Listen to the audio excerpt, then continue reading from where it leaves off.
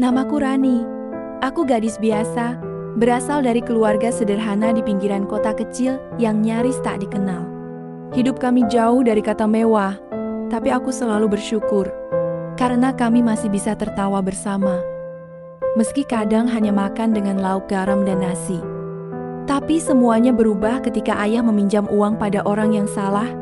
Rentenir tua bernama Pak Hendra. Umurnya hampir 3 kali lipat usiaku. Wajahnya menyeramkan. Suaranya berat dan dingin. Tak ada satupun warga kampung yang berani menolak jika dia datang menagih. Bahkan, polisi pun enggan ikut campur. Dia bukan sekadar rentenir. Dia penguasa di balik bayang-bayang kota kecil ini. Awalnya, ayah hanya meminjam 5 juta rupiah untuk biaya pengobatan ibu yang tiba-tiba jatuh sakit. Tapi bunga pinjaman itu kejam. 3 bulan kemudian, utang kami membengkak menjadi 20 juta dan terus naik. Aku yang masih duduk di bangku SMA hanya bisa melihat orang tuaku saling menyalahkan. Malam-malam kami dipenuhi pertengkaran, tangisan, dan rasa takut. Hingga suatu hari, Pak Hendra datang ke rumah, tidak seperti biasanya. Kali ini dia tidak membawa anak buah. Dia datang sendirian, duduk di ruang tamu dengan santai, sambil menyeluput kopi buatan ibu.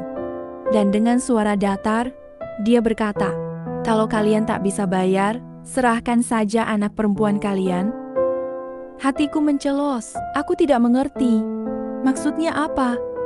Tapi ayah langsung memohon, sujud di lantai, menangis sambil berkata, "Tolong, jangan ambil anak saya. Kami akan cari jalan lain. Tolong beri waktu, Pak." Tapi pria itu tertawa seperti iblis. "Aku sudah beri kalian waktu, sekarang aku ambil hakku. Lagi pula, anakmu sudah cukup umur bukan? Aku akan menikahinya. Dan utang kalian lunas." Aku ingin teriak, ingin kabur, tapi tubuhku membeku, dunia runtuh di hadapanku. Aku dijadikan tumbal. Esoknya, aku dipaksa mengenakan kebaya putih. Bukan untuk wisuda, bukan untuk pernikahan impian, tapi untuk diserahkan pada lelaki yang usianya lebih tua dari ayahku. Di depan penghulu dan saksi palsu, aku dinikahkan. Tanpa senyum, tanpa restu, tanpa cinta. Hari-hari setelahnya seperti neraka. Pak Hendra memperlakukanku seperti barang, bukan istri. Ia sering meninggalkanku berhari-hari, lalu pulang dalam keadaan mabuk. Aku hanya bisa duduk di sudut kamar, menangis, berharap ini semua hanya mimpi buruk. Aku pernah mencoba kabur, tapi anak buahnya mengejarku, menyeretku kembali. Bahkan, mereka memukuli ayah saat aku berani melawan. Hingga suatu malam, saat bulan tampak begitu redup, aku duduk di halaman rumah tua milik Pak Hendra. Aku bertanya pada diriku sendiri, apakah hidupku akan berakhir seperti ini? Apakah ini harga yang harus kubayar karena lahir dari keluarga miskin? Namun, malam itu juga menjadi titik balik hidupku. Seorang pemuda muncul di depan gerbang. Namanya Arman.